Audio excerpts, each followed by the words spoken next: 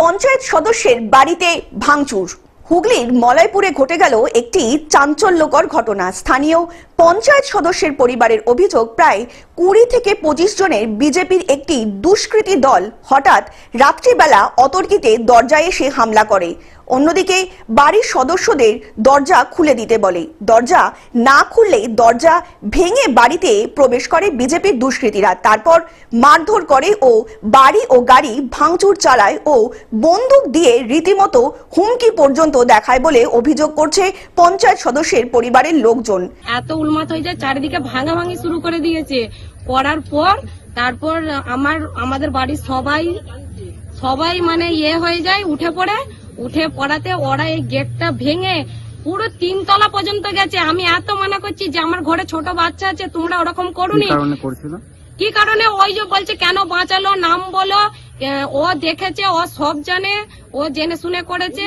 এই সব মানে কথা বলিয়ে যাচ্ছে। এই ঘটনায় আতঙ্কিত পঞ্চায়েত সদস্যের পরিবার।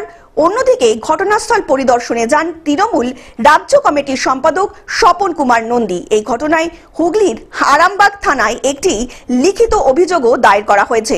মলয়পুর 1 নম্বর অঞ্চলের বিজেপি যেমন পঞ্চায়েত ইলেকশনের পর যেমন আমাদের তৃণমূলের উপর যেমন সে গাড়ি ভাঙচুর করতে এসেছিল আমাদের উপর, যেসব ছেলেরা তারাই আবার সেই আমাদের মজফরের স্ত্রী আমাদের মেম্বার আছেন, সেই মলয়পুর 1 নম্বর বাড়ি ভাঙচুর করেছে, মারধর করেছে, ট্রাক্টর ভাঙচুর করেছে। প্রশাসনকে জানাবার পর প্রশাসন যথাযথ ব্যবস্থা নিয়েছে।